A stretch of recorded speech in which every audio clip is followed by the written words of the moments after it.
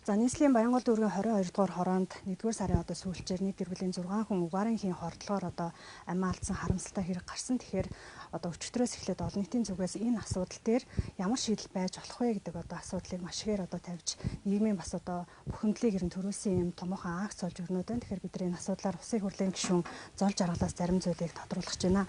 Тэгэхээр Улсын хурлын гишүүд бас яг энэ хүрээнд бас нэгдээд 20 гаруй гишүүн нэгдчихсэн явж байна гэдэг чинь. Тэгэхээр та бүхэн ерөнхийдөө яг ямар шийдлийн хүрээнд энэ асуудал дээр ямар өөрчлөлтөөр бий болгох боломжтой гэж харж байна. Энэ асуудал дээр сая утааны сонсголын дараа ер нь гэр оролдол орхигдох эсгүй гэдэг утгаараа гэр оролдол болоод Улаанбаатар аймгийн төвийн хөгжлийг дэмжих лобби бүлэг гэж санаачлаад гişүүд гараа өсрөөд явж байгаа. Угаарын хордлоготой холбоотой асуудал биш.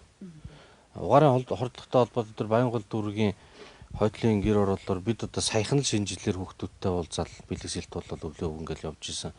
Тэр үеэр ер нь харж яхад биш үү? Манайхан амьдрах нөхцөл эдийн засгийнхаа нөхцөл боломжоос болоод амьдралынхаа л тэр орон сууц хэв загвар юм шийдэж байгаа шүү дээ. Тэгэхээр тэрэн дээр тохирсон шийдэл хэрэгтэй байна. Шийдэл гэдэг нь болохоор зэрэг техникийн болоод санхүүгийн шийдэл. Техникийн шийдэл нь хөгжөөд бэлэн болцсон. Санхүүгийн их усрууд бас байдаг. Тэгэхээр энийг өргөн хүрээнд бодлогоор нэвтрүүл хэрэгтэй байхгүй гэр оролт. Яагаад олигтой явж өгөхгүй байна вэ гэхээр гэр оролт чинь төр зургийн суурьшлийн бүс юм байгаамаа. Тийм учраас ийшээгээ нэг хайхтай хөрөнгө оруулалт авах хэрэггүй. Хайрын юм болчихно. Тэгэхээр ингээд дурдуур нь том байшин барьж хагаад хүмүүс ингээд эдийн засаг сайхан болоод ирэхээр нүгэд орчихно гэд. Ингэж бодоод хайчаад байна. Тэгээ хайчхаар тэр хүн чи яахан гэртэл амьдрна. Зугандаа түлш түлнэ. Түлш нэгээд сонгоод аваадах боломжч байхгүй. Ганцхан түлш бүгдээрээ түлхий шаардсан. Тэр түлш нь бол өөрөө карбон өндөртэй үнс ихтэй, заримдаа чийг өндөртэй учраас шатаж өгдөг, уугдаг. Уугахаар дутуу шатаад угаарын хий гардаг. Яндагаар гараа явуучих юм бол асуудал байхгүй. Агаар мантал чинь том учраас гэр дотор гараад ирэх юм бол хүн алддаг л байхгүй. Тэгэхээр энэ эрсдэл байна гэдгийг бол батлаад зөндөө ярьсан. Одоо ингээд урд нь ярьж яахгүй яасан энэ төр гэл ингээд энэ чирс 2019 онд түлш нэвтрээд нөгөө гарч байгаа утаанд буураад тэгсэн боловч угаарын хордлогод огцом нэмэгдээд эхэлсэн шүү дээ. Яг тэр үеэс эхлээл хүмүүс өндөө судалсан, туршсан. Би өөрөө хүртэл үндэсний телевизээр нэвтрүүлгээр хүртэл оруулаад туршиж үзүүлээд график дээр харуулад угаарын энэ ингэж нэмэгдэж энийг анхаарах хэрэгтэй шүү гэдээ ярьж л байсан. Тэг ингээд муугад явсаар байгаа л ингээд иймэрхүү үр дүнд хүрээд. Тэгэхээр тэр шийдлийг нэвтрүүлэх хэрэгтэй байна. Гэр оролдол бол төр зөөрийн суурьшлийн бүс биш. Гэр оролдол бол Улаанбаатарын хамгийн урт настай, хамгийн тогтвортой байсан оршин суух бүс. Төв нь бол сүүлд байгуулагдсан шүү дээ. Тэгэхээр энийг хүлээн зөвшөөрөөд тэнд амьдарч байгаа хүмүүст хэрэгтэй шийдлийг нэвтрүүлэх бодлого эрх зүйн орчныг бүрдүүлэхийн тулд яг ийм байр суурьтай гишүүд бол нийлж ажиллах ёстой юм байна. Тийм болохоор лобби групп гэж байгуулъя гэж санаачилсан. Тэгээд улсын хурлын гишүүд гэдэг бол төслийн менежерүүд биш. Аль нэг төслийн хэрэгжүүд нь бид нар энэ төслийг энэ байгууллагыг дэмжинэ гэсэн юм бол байхгүй. Хоёрдугаарт нь ерөөсөө төр бол технологи сонгогч биш баг. Тэгэхээр энэ халдаалт, энэ шүүлтүр энийг бид нар сонгож аваад тараан мараан тийм юм бол байж болохгүй. Харин бодлогын хувьд утаагүй яндангуй бүс хаана байх. Тэгээ тэнд гарсан хүмүүс нь өөрсдөө сонгоно. Би дулаална, би энэ цахилгааныг биш би хийгээр аавна. Энэ боломжуудыг нь баталгаатай технологийн шалгуурын тавьж гаргаж өгөөд тэрний санхүүгийн их усрыг нь бэлдээд хугацааг нь тавьж өгөх. Иймэрхүү бодлогын шийдлүүдийг хийх хэрэгтэй. За тэгээд өчигдрийн хохирогч хүүгийн мэдээлэлтэй холбоотойгоор төр засгийн зүгээс, улсын хурал засгийн газрын зүгээс, улсын хурлын гишүүд үүнээр энэ санаачлагтай яагаад тийм мэдгэл хийхгүй, эмээл илэрхийлэхгүй байна маа хариуцлага хүлээх ёстой гэдэг асуудлыг ярьж байна л да. Танай хол жишээ сөрөгч намын хувьд нам дотор энэ асуудлыг ярьж гин үү? Одоо энэ дээр устгын хариуцлага байх ёстой юм уу юм уу? Эмгэнэл бол илэрхийлсэн гишүүнийхээ үүднээс.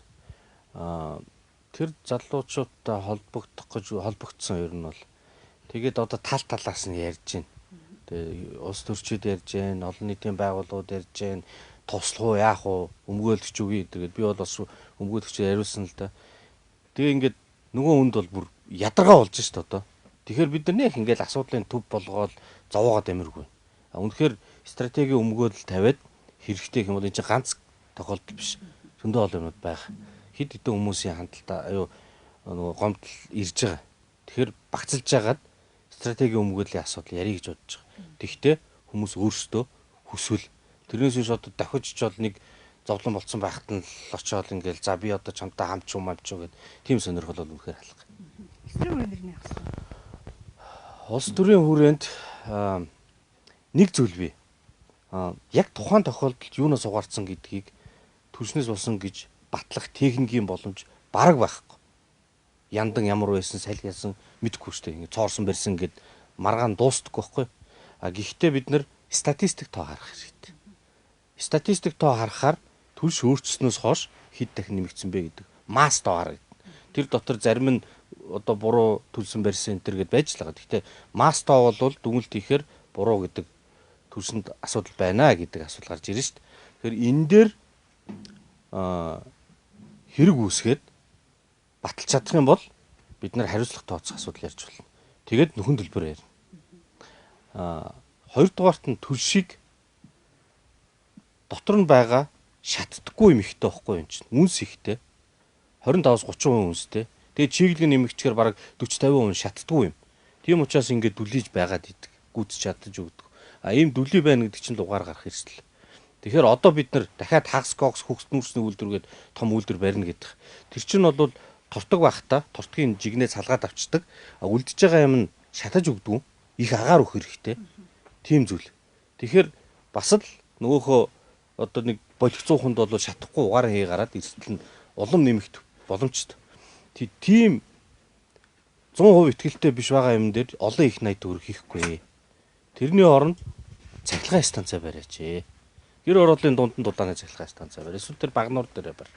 Ийм зүйлийг бол би бас яриад үндслийн тайлбарлаад яваад байгаа. Тэгэхээр 700 гаруй хүн нас орчихсан асуудал дээр улс төрийн хүрээнд дэр нь хариуцлага хүлээх ёстой юм уу юм? Би бол эхлээд шүүхт хэрэгтэй гэж бодож байна. Шүүхтэд тэгээд хариуцлагын үлээлгээд нөхөн төлбөрүүдийн өгөөд ингэж явах хэрэгтэй гэж бодож байна. Улс төрийн хувьд гэдэг нь та юу яриад? Засгийн газар хариуцлага хүлээх ёстой.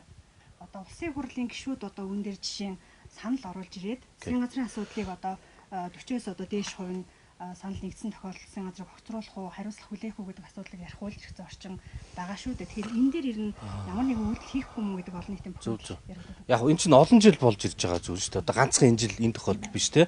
Тэгэхээр олон жил 19 онд төлс солисноос хойш за тортог тодорхой хэмжээнд буурлаа гэхэд ингээд угаар дээр яагаад одоо болтол дүгнэлт хийхгүй хариуцлага хийхгүй нэгэд сонсгол дээр зөндөө ярьсан шүү дээ. Энэ утгаараа хариуцлага хүлээх ёстой. Хариуцлага хүлээж явах хэлбэр нь засгийн газар огцрох юм уу, үгүй юм уу? Энэ бол тусдаа ярилцах хэрэгтэй асуудал гэж бодож байна. Ямар ч байсан засгийн газар тэгээд төр өдөрж явах хүмүүс хариуцлага хүлээх ёстой.